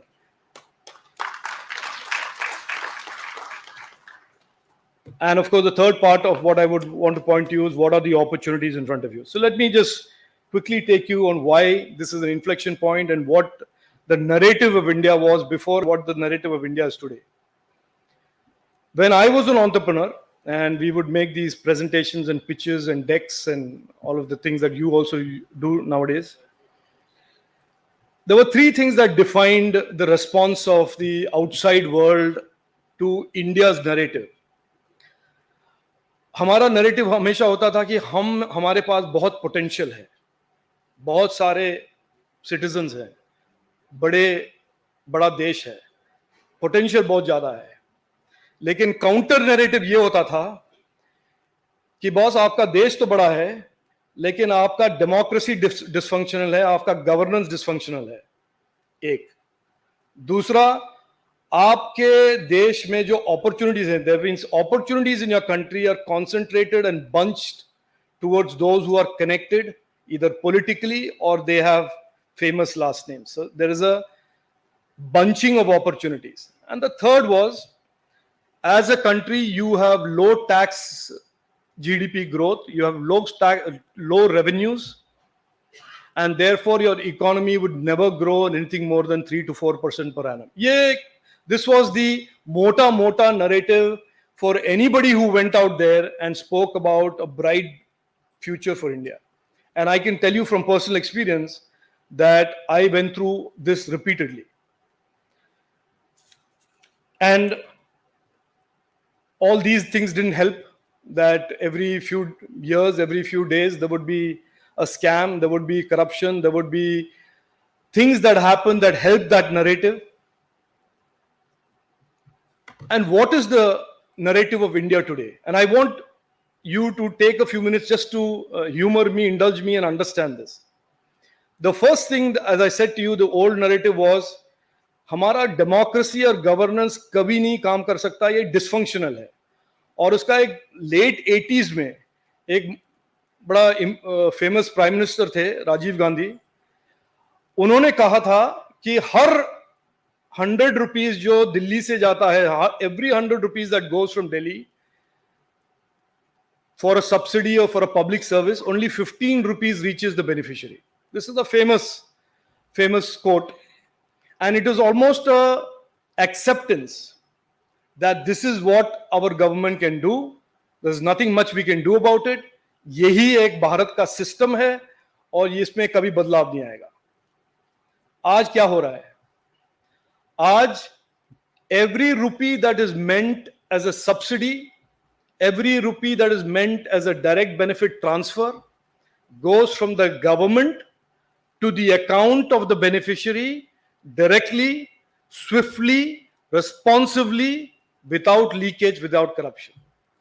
It has turned the narrative, the old narrative of a dysfunctional governance, dysfunctional democracy, 180 degrees on its head through the use of technology. What is the second narrative? Opportunities in India will never come to those in tier 2 cities, people who are unconnected families. I have to be a Tata, I have to be a Birla, I have to be an X, I have to be a Y. If I'm somebody whose father is a middle class government servant or whatever, I am in a sense predestined to be limited in terms of opportunities, because I will not have access to capital, I will not have access to those who give out these opportunities. And look at today what is happening. Out of the 100 unicorns today, or the 70,000 startups, how many are there is not one that had a famous father. There is not one that has, in a sense, continued on a tradition of hand-me-downs from their multiple generations. These are all people who built their identity, built their wealth, built their success through hard work, through grit, determination, and innovation. So our system has now become absolutely encouraging and enabling, as Haider Saab said, and we have now a government system that encourages success rather than becomes a roadblock in it or try to steal success. Second. Third, what is the other narrative? India can never grow fast. Why can it not grow fast? Indian government will never be able to generate revenues because tax GDP ratios are low. Our tax collections are never going to meet targets, never meet targets. In the history of independent India, for the first time ever this year, tax collections exceeded targets by 25%, direct tax collections. That is the power of economic growth, and that is the power that has been unleashed over the last 8 years. So if you take a sum of this, that India, the fastest growing major economy in the world, the highest recipient of FDI in the world, the fastest growing startup innovation ecosystem in the world, opportunities that are available now to every young Indian, whether they are in Ahmedabad, whether they are in Bangalore, whether they are in Gurugram, Meerut, Agra, Kohima, Srinagar, irrespective of whether they have a famous last name, whether they have political contacts, and a governance model that is delivering money, delivering subsidies, and delivering benefits in an absolutely credible, mediation-free manner, corruption-free manner to the citizens of India. Let me just run a few more data points past you. 65% more FDI than any previous year. We are the highest recipient of FDI in the world this year. $89 billion of FDI. We are the highest amount of FDI in the world, of which 40% of that FDI has gone into the technology sector. We talk about 100 unicorns, but the 100 unicorns cover a broader fact, a broader data of 70,000 startups. And the definition of startups are startups who have raised outside capital. 70,000 of them. If you expand the universe and include everybody who is innovating, starting up, incubating an idea, the number is in lakhs and millions. So how did we get here? I mean, I just told you this was what it was before, this is what it is now. Was it a magic wave of the wand that created this? Did we all just sit one day and just breathe deeply and say, ye change hona chahiye, wo ho gaya? No. Today morning, I went for the first time to the Sabarmati Riverfront project. And in a lot of ways, that project is, and I think that project needs to be talked about more. It needs to be celebrated more because it is absolutely an icon of political determination, of building something that we are all proud of and doing so in a multi-year manner, creating economic value, creating environmental impact, making sure that nobody is disadvantaged. And that took many years of concerted, determined, focused policy action on the part of the political leadership of Gujarat. It is the same way that we have today reached where we are in 2022 from what we were in 2014. I'm not doing a political plug here, but I'm just stating the facts for you. Digital India has played a huge role. Technology has played a significant role in this transformation of India.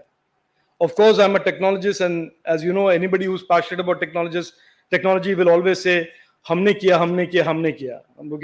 We don't want to give anybody else credit.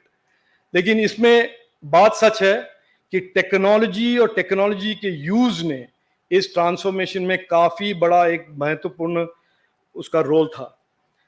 2014 में जब नरेंद्र मोदी जी ने digital India को launch किया, when he launched digital India, he had 3 objectives, and I'll quickly run through these objectives and then talk about COVID and move on to the opportunities. These 3 objectives are important for you to understand on how technology is being used to really as an investment for the future, to create change, to create transformation that will create a better future. The first objective Prime Minister Modi said was technology must bring change in people's lives. It is not the technology narrative ये नहीं है कि कितने billionaire बने हैं, कितने millionaire बने हैं, कितने लोग फॉरेन में कस्टमर्स लेके आ रहे हैं, लेकिन टेक्नोलॉजी का पहला उद्देश्य, फर्स्ट ऑब्जेक्टिव वाज कि हर नागरिक के लाइफ में, every citizens life must be enabled, transformed, improved through technology. The second thing he said was technology must create more opportunity, more investments, more jobs, more entrepreneurship opportunities, and therefore the digital economy needs to grow. And the third objective was that India must become a very different India from what it was for the last 65 years. We don't want to be a consumer of technologies, we want to be a creator of technologies. We want to lead the world in the future of technology. Now, if you look at these 3 things, and you are all used to the idea of a report card, I'm assuming that Gujarat University gives report cards or grades, or I don't know what the format now is. It's been a while since I was a student. If you look at the report card of these 3 objectives, you will give an A on almost all 3 objectives. Technology has been indeed used to improve governance and democracy. As I told you, monies, subsidies, services are now directly available to citizens. Technology has expanded the digital economy. You heard about the stories of startups, unicorns, the whole idea of many, many new areas of technology that are growing in India, including electronics, manufacturing, fintech.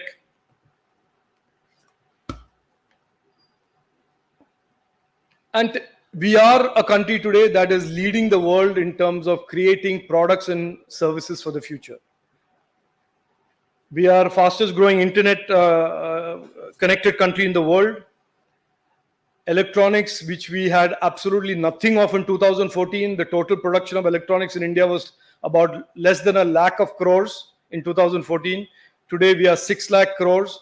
$75 billion is the production of electronics in India today. We export. India is exporting Apple and Samsung phones manufactured in India to markets outside of India.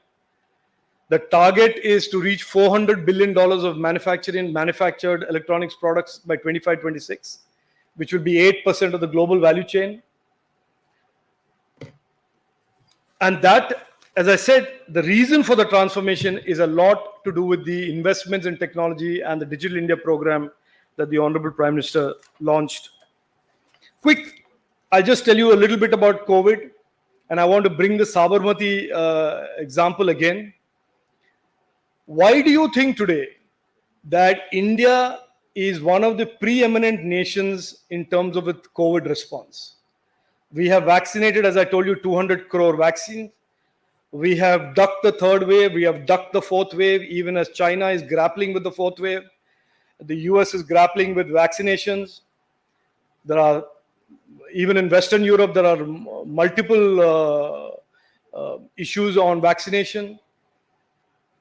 Even as they grapple with economic impact of their stimulus packages, we are the fastest growing emerging major economy in the world. Why do you think this was possible? You know, you're all students, you're smart.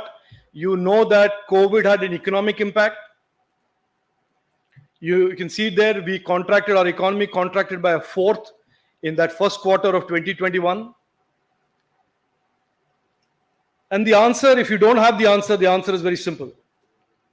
Many of the decisions that were taken from 14 to 19, and this is a very, very important parallel to comprehend, that is patiently building back the financial system, patiently creating entrepreneurship, patiently diversifying the economic makeup. over the 5 years is the reason that during the pandemic 2 years, the government of India, the states, the citizens could fund the healthcare response, could fund the food response, could fund the vaccination response, could fund the deficits that each state and the government of India had to deal with because of the economic contraction. I wanted to tell you that to make a point that our pandemic response and the awe and respect that the world has for India today post-pandemic was the reason for that was a lot of the hard work that was done beforehand. I will just talk a little bit about this last section and then I'll wind up. Post-COVID, there is a new world order that is developing, and that leads to my point about opportunities. For example, pre-COVID, the electronics value chain, the global electronics industry was dominated by China. It represented $1.5 trillion of global trade. Post-China, there is a huge shift away, post-COVID, sorry, there is a huge shift away of electronics manufacturing into other more trusted destinations.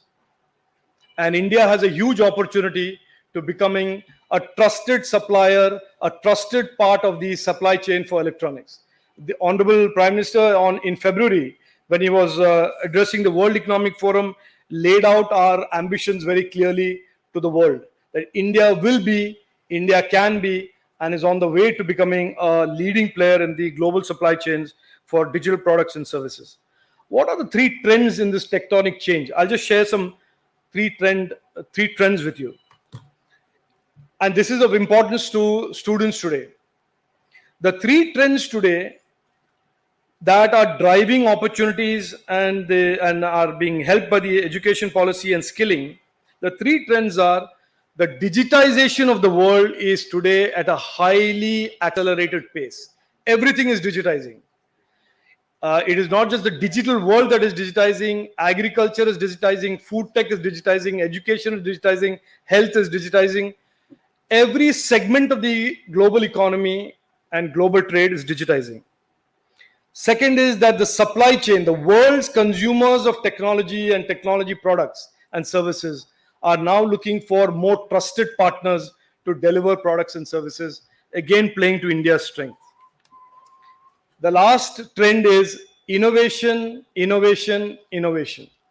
There is nothing in the future that will not be driven by innovation, whether it's a product, whether it is a service. Innovation is going to drive digital adoption. And again, that plays to our strength.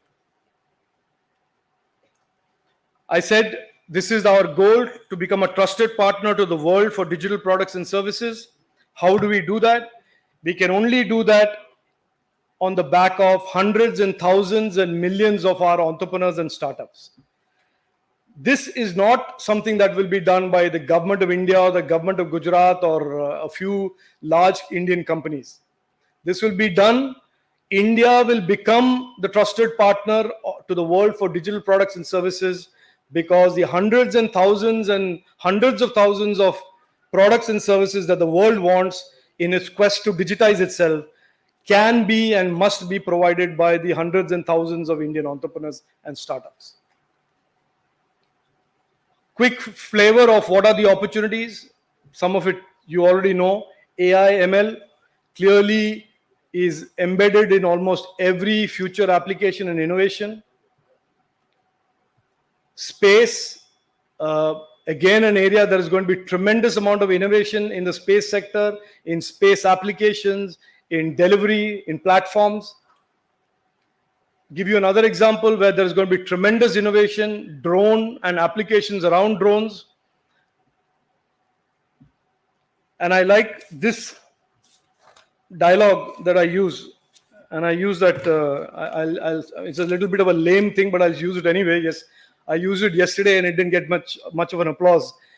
But ये trailer है, अभी picture बाकी है, main picture बाकी है. What India has achieved so far is just a tip of the iceberg. What India is going to achieve in the next decade is precisely why the Honorable Prime Minister refers to the next 10 years as India's Techade. And that is because India leads digital, digital leads India, and you, the student, you, the future startup, will lead digital India. Just a quick snapshot on what the future holds for you. We are 80 crore Indians today who are connected to the internet. But in just the next 2 years, we will have over 120 crore Indians who are going to be accessing the internet. And we will be one of the largest, most vibrant digital ecosystems in the world.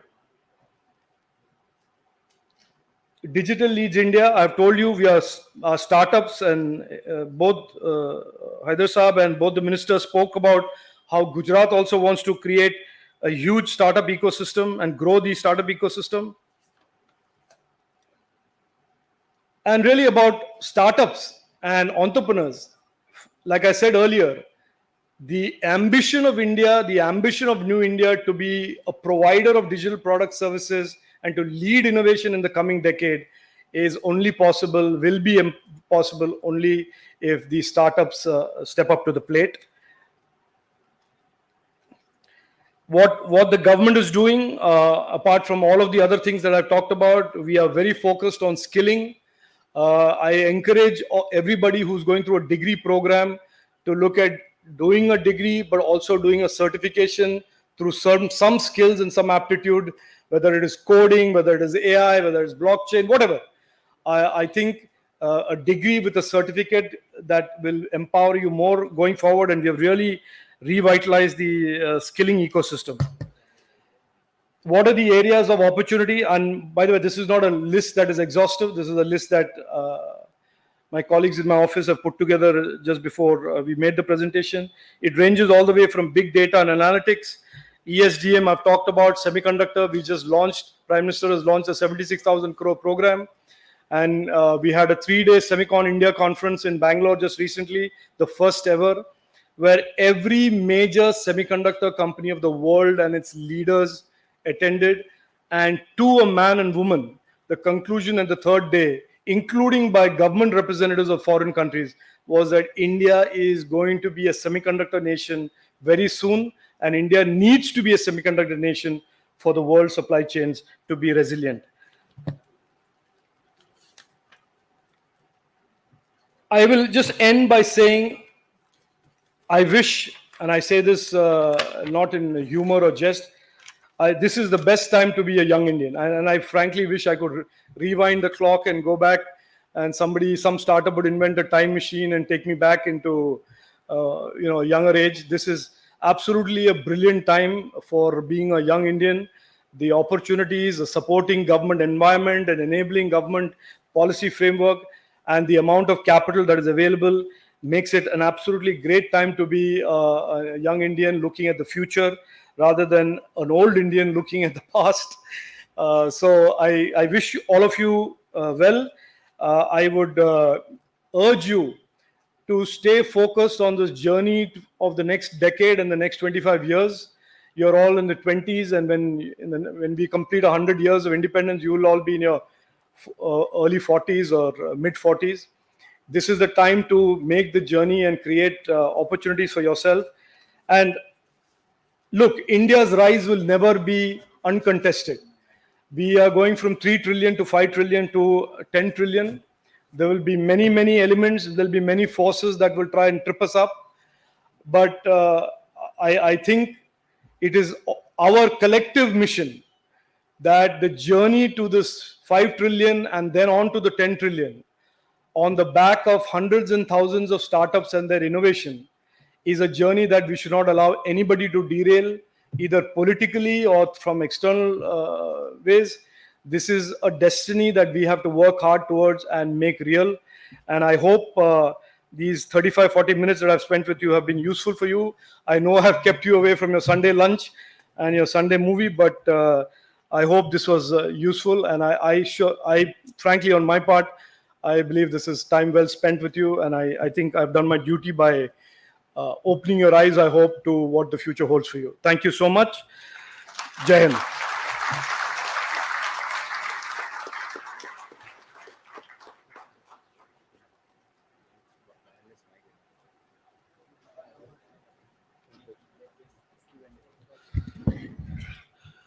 Okay, thank you very much, sir, once again for sharing your deep, great, and profound knowledge with us. It was a pleasure listening to you with wonderful presentation, and Gujarat University, GUSEC, and all of us are grateful for your esteemed presence among us today. Let's have one more time a huge round of applause for Honorable Minister, sir. And now we are keeping this forum open for interaction with Honorable Minister, sir. Question and answer session. So you may raise your question one by one to Honorable Minister, sir. You will be provided the cordless mic.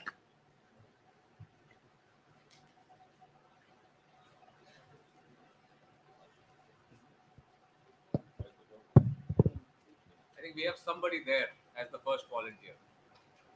Young boy, here. You can start from there.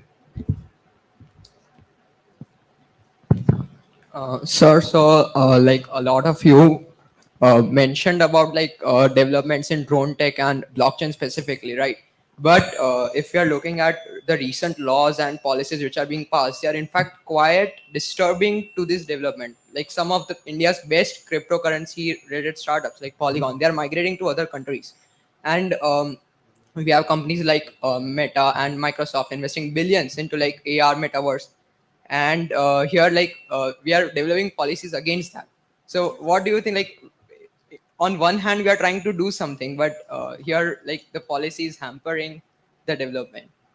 So Vimarsh. So I think our policies don't hamper anybody. I just want to be very clear to you. Don't. If somebody has fed you that narrative, I just wanted to be clear. The blockchain is not equal to crypto, and crypto is not the same as blockchain. Crypto is a very volatile element, very speculative element that sits on top of the blockchain, for which there are regulations that have been created. There is no ban. There's absolutely no ambiguity on crypto. If you want to buy crypto, you have to go through the RBI, get the required permission to invest the dollars that the RBI authorizes you to invest in crypto. So the ekdam koi problem nahi hai.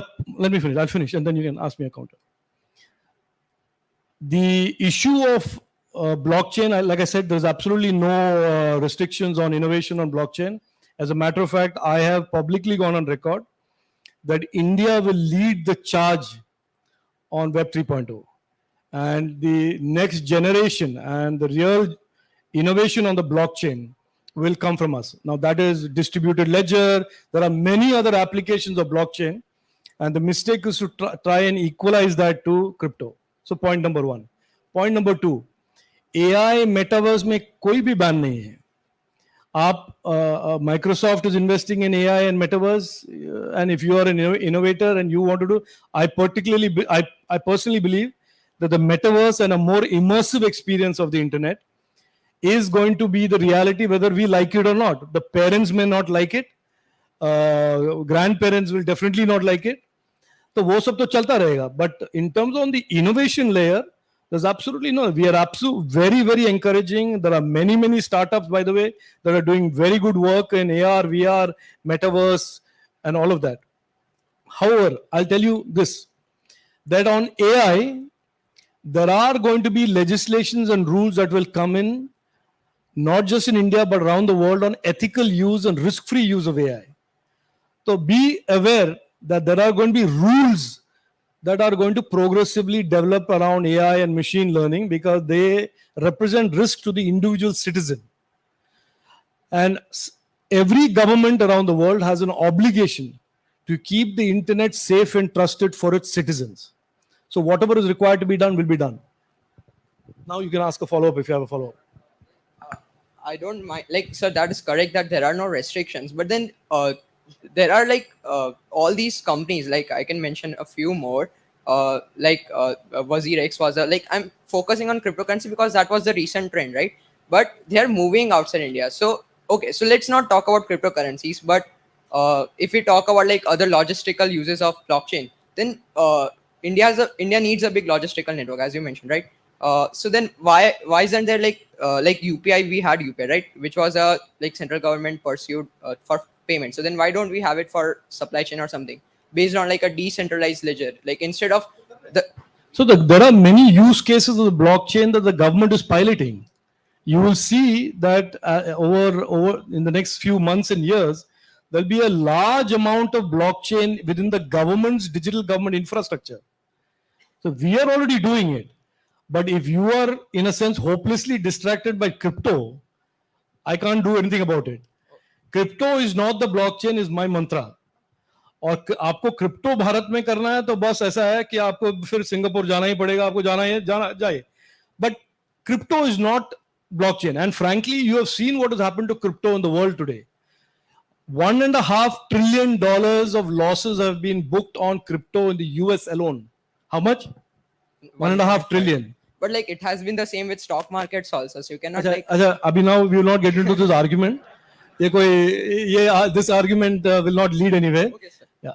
Stock markets are regulated by regulators, and people understand the risk of a stock when they invest in a stock because there's a regulator that regulates the safety and trust in a stock market. In a distributed ledger model, it is purely the Wild West. Okay, and if you want to be a cowboy, like I said, India, we don't want cowboys. We want rule-abiding, risk-free technology. Sure. Thank you, sir. One request to everyone: please stand up, introduce yourself, and then raise your question. And please summarize your question as we have very short span of time.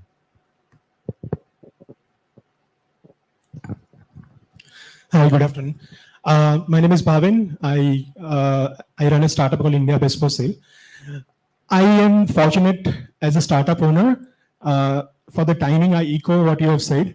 I have one request as a startup. Key team members are very important aspect for any startup. And when you want to attract good talent, you got to reward them well. Now, as a startup, you have limited amount of capital. So what you do is you offer ESOPs. Now, when you offer ESOPs in India currently, those key team members get affected by tax in the same financial year. Now, these ESOPs are paper money. I'm aware of this. I'm aware of this issue. Yeah. We are engaged with the Ministry of Finance on this issue. Sure. And So I that is think- a request. Yeah, and I think from startups point of it view. will be resolved that the taxation will be when the gains are booked, Yes. when the gains are realized, as opposed to when the grant options are granted. Yeah. So as a startup, we've been waiting for 3 years now. So please do something about it. I will. As much as you can. Thank I you. will. Next question, please. Yeah, hello, sir.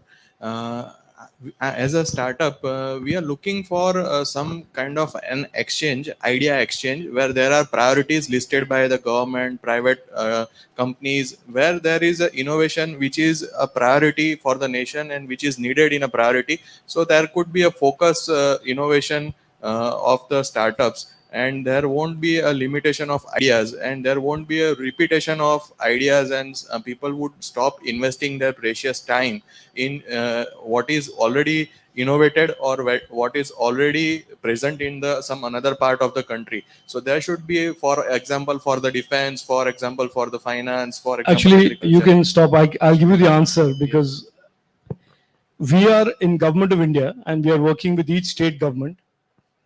We will soon be rolling out a program called the Digital India Startup Hub, which is a national enabler for all startups around the country. And I'll tell you what that will do also, so that you are clear, because it answers your question.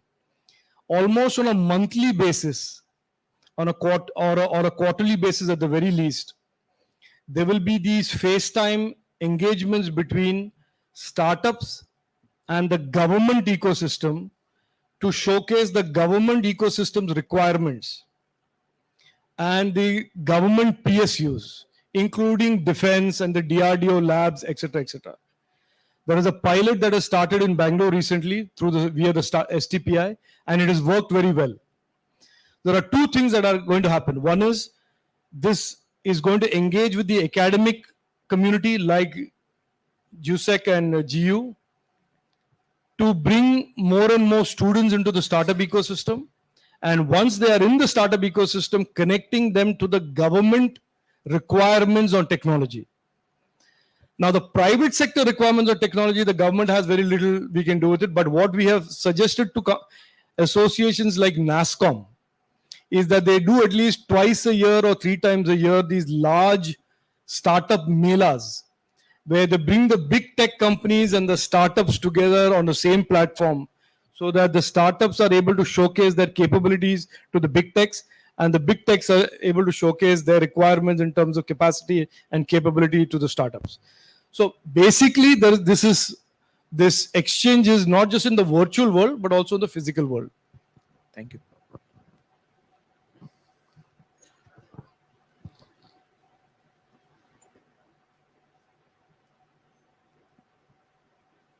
Hello. Yeah. Hi, sir. My name is Suraj Rajan. I am also a Malayali, but born and brought up in Gujarat, so I'm able to relate more to Gujarat. I am a startup founder, and we have been funded by the government of Gujarat. Extremely helpful. So we got the funding.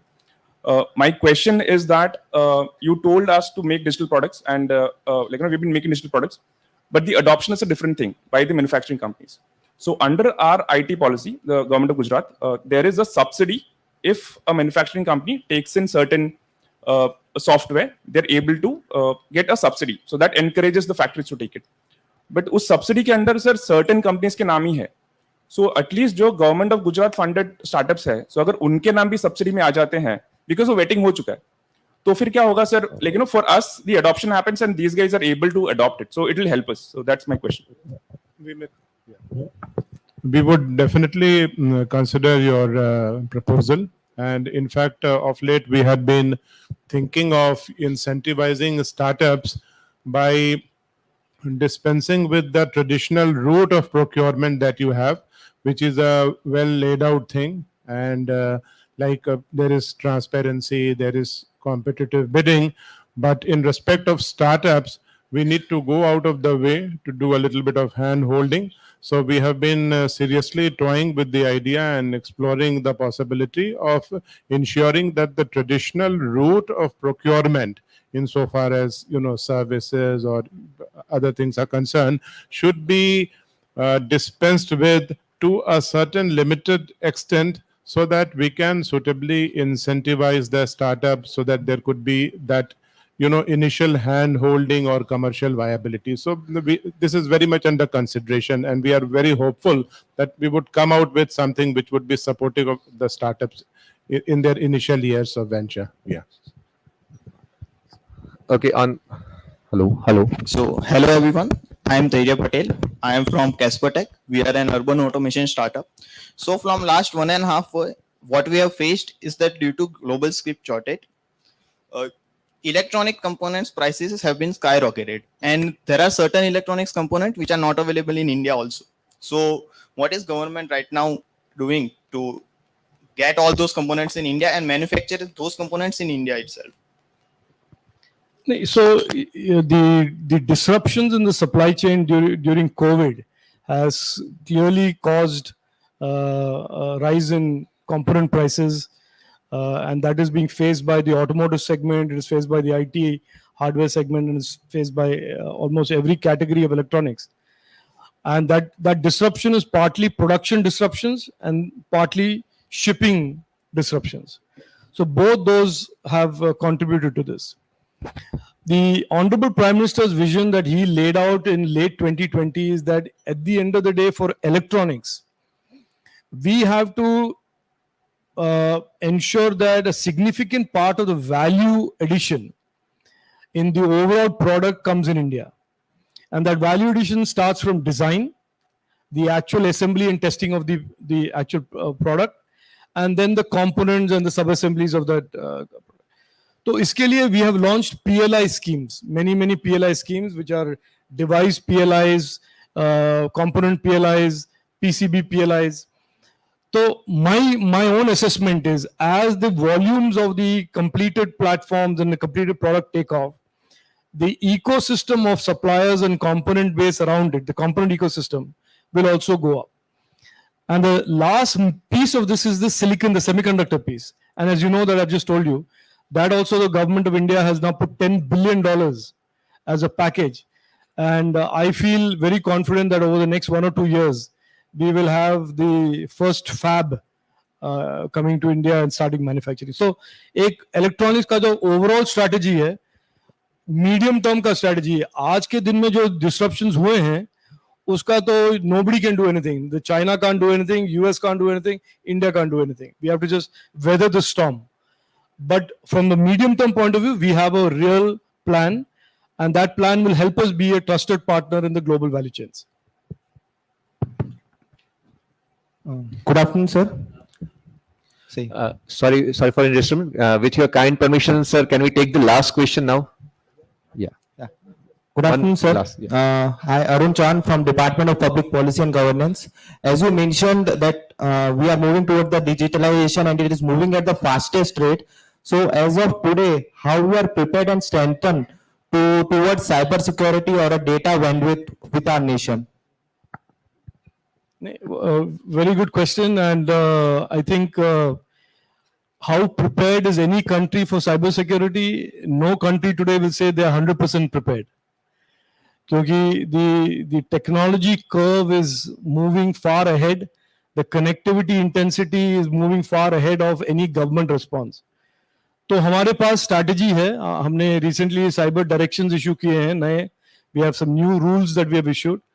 But our capabilities and capacities in government of India and state governments, we are building in partnership with private companies, including startups. So cyber security का जो capabilities है, मैं मानता हूँ कि startups के लिए, and I put it in my presentation also, it is a very, very key area for innovation. And I see a lot of startups and unicorns that can be created in the coming months and years in that area. And the government will work very closely with startups to ensure that our internet is safe and trusted. Yeah. Okay, so thank you very much. Thank you, audience, for raising your questions, interesting questions. And thank you, Honorable Minister, sir, for answering this question with explanation in detail. And now there is a special announcement for media persons that there is a session of media interaction after this program, and it is the ground floor besides the auditorium. You can have access to that room on the left side of the stage. And now I would like to invite Dr. P.M. Patel, Registrar, Gujarat University, for concluding address and vote of thanks. Namaskar. On the occasion of interaction and technical and informative session. एक minute, कई लोगों ने बाद में भी उसके मन में कोई प्रश्न होगा. मैंने सर से बोला है, उसने बोला कि आप ईमेल भी कर सकते हैं, वीसी को भी दे सकते हैं, बाद में भी उसका सॉल्यूशन उसकी तरफ से आपको मिलेगा. Okay? Thank you, sir. On the occasion of this interaction, such a fruitful interaction, I would like to thank Honorable Minister, respected Shri Rajeev Chandrasekhar ji sir, Minister Shri of Startup and Skill and Electronics and IT. Thank you, sir, for sparing the time to motive startups related with GU and the student startups. I would like to thank, as office bearer, our respected Education Minister, respected Shri Jitubai Wagani sir, for his constant inspiration, valuable support, whether it may be a startup or it may be a science fair. Sir is always with us, always motive us. Thank you, sir, for sparing your valuable time. I would like to thank our Minister Education State, Shri Kubirbai Dindor sir, for his valuable support and his valuable time. I would like to thank Principal Secretary, Government of Gujarat Education Department, Shri Haidar sir, Commissioner of Higher Education, Shri Nagarajan sir, Commissioner of Technical Education, Shri G.T. Pandya sir, for giving us an opportunity for between the student and our technocrats, ministers' interaction. Thank you, sir, for giving us an opportunity. At the end, I would like to thank all the startup student startups, and all the startups related with the university, and the whole GU team along with its officers, syndicate members, and everyone. Thanks to all. Thank you very much. Thank you. Thank you very much sir. Once again एक बार फिर से हमारे जो media कर्मी हैं उनके लिए एक खास सूचना है कि इस कार्यक्रम के बाद मीडिया इंटरेक्शन ग्राउंड फ्लोर पर ही है. The access for that room is from the left side of this stage and there is a arrangement of refreshments for media persons also. And now let us conclude this program with national anthem. Please rise for national anthem. Jana Gana मन अधिनायक जय हे भारत भाग्य विधाता. पंजाब सिंध गुजरात मराठा द्राविड़ उत्कल गंगा. विंध्य हिमाचल यमुना गंगा उच्चल जलधि तरंगा. तव शुभ नामे जागे तव शुभ आशीष मांगे. गाहे तव जय गाथा. जन गण मंगलदायक जय हे भारत भाग्य विधाता. जय हे जय हे जय हे जय जय जय जय हे.